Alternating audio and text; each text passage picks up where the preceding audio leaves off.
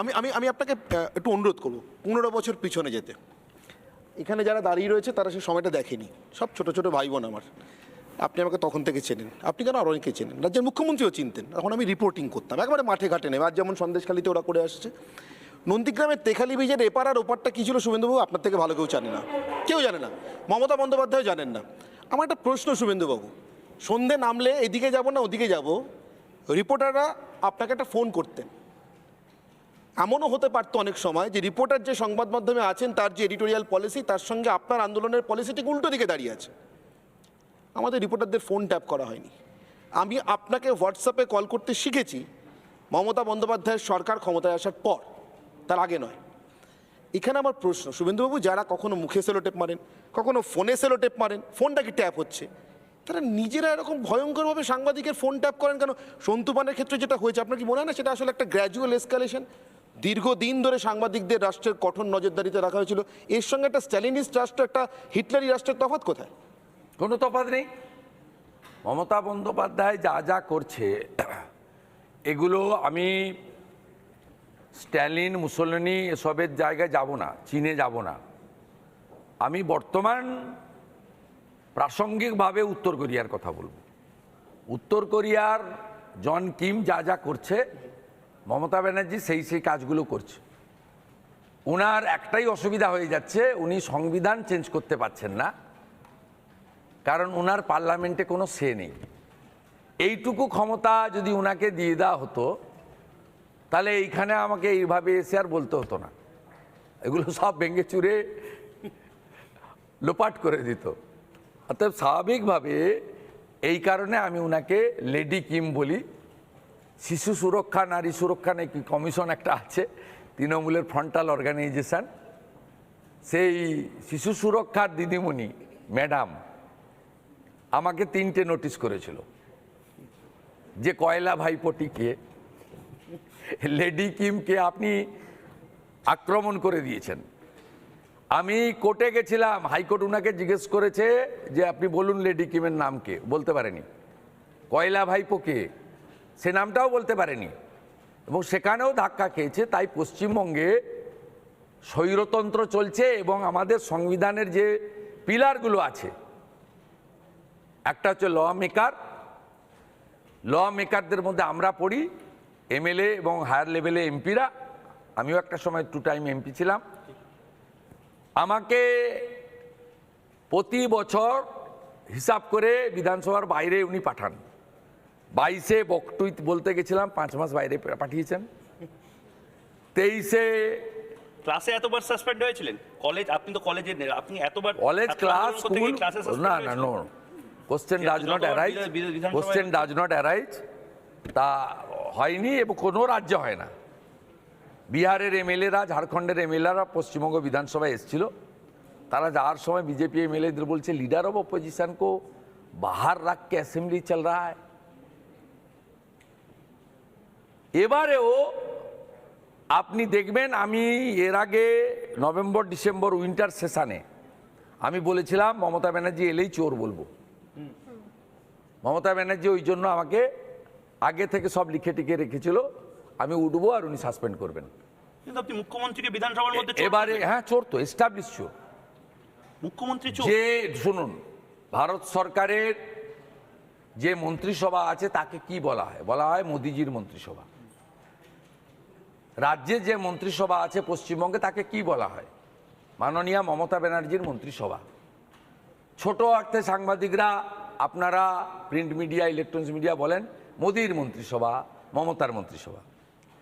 এবারে সেই মন্ত্রিসভার কেউ যদি করাপশনে প্রমাণিত হয়, তার বিরুদ্ধে প্রমাণসহ চার্জশিটেড হয়, তার রেসপন্সিবিলিটি কার যায়? অ্যাপয়েন্টিং অথরিটি কে? একটা সরকারের শিক্ষামন্ত্রী, পরবর্তীকালে শিল্পমন্ত্রী। একটা সরকারের আগের খাদ্যমন্ত্রী, পরবর্তীকালের বনমন্ত্রী। একটা সরকারের সমগ্র শিক্ষা দপ্তর, একটা সরকারের সমগ্র খাদ্য ব্যবস্থা যদি জেলের ভিতরে যায়, একাধিক চার্জশিট যদি সাবমিট হয়ে থাকে তার মন্ত্রী লিস্টে, রেসপন্সিবিলিটি কার? ঠিক। শুভেন্দুবাবু, আমি একেবারে যেহেতু স্বর্ণালীও পাশে রয়েছে, আমাদের সাথে যারা নারী শক্তি, তাদের জন্য একবার একটা হাততালি প্রথমে প্রত্যেকের জন্য, কারণ কি এনারা না থাকলে ওই ভাইরাল ক্লিপগুলো আসছে না।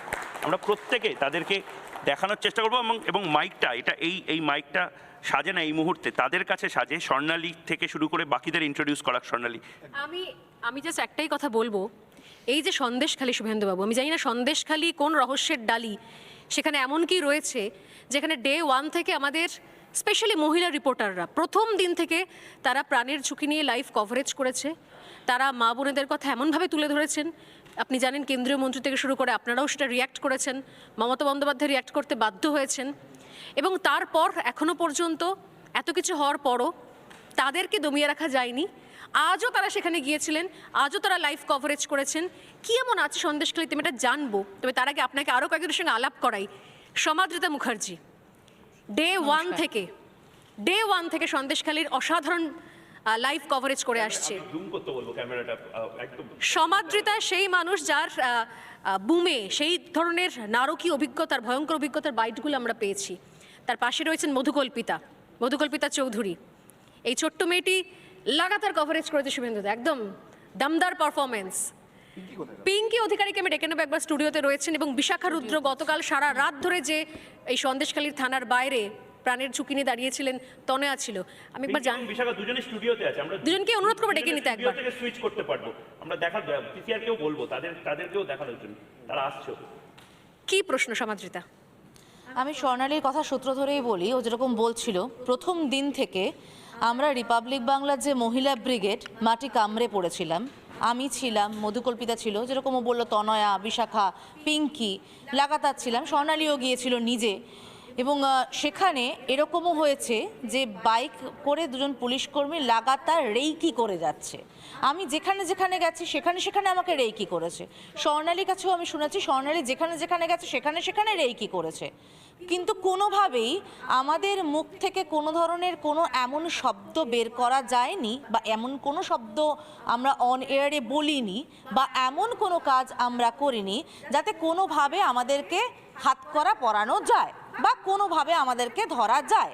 সেই চেষ্টাটা প্রথম দিন থেকে ছিল বলে অন্তত আমার বিশ্বাস। আমার সহকর্মীরাও বলবে তাদের ক্ষেত্রেও কি অভিজ্ঞতা হয়েছে। সন্তু যখন গেল, ওরা বোধহয় একটা সুযোগের অপেক্ষায় ছিল একজন পুরুষ সাংবাদিকের। সন্তু যখন গেল তখন তাকে একটা আমি একদম দাবি নিয়ে বলছি, ভুয়ো মামলা দিয়ে তাকে ফাঁসিয়ে দেওয়া হলো। কোথাও কি সন্দেশখালীর যে ঘটনা, মা বোনেদের সঙ্গে যে নারকীয় ঘটনা এতদিন ধরে চলে আসছে, সেটা থেকে নজর ঘোরাবার জন্য ভুয়ো মামলা দিয়ে কোথাও বিষয়টাকে ভোলাটাইল করে দেওয়ার চেষ্টা করা হলো। সন্দেশখালী থেকে আমাদের সরিয়ে দেওয়ার চেষ্টা চলছে। আমি আপনাকে বলি, নজর ঘোরানোর বিষয় না, এটা ডিপ কনস্পিরেসি।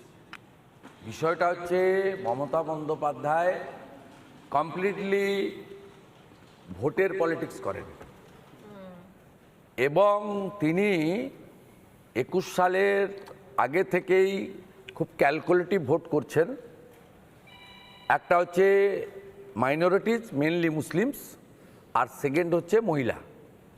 দুটো এর কম্বিনেশন।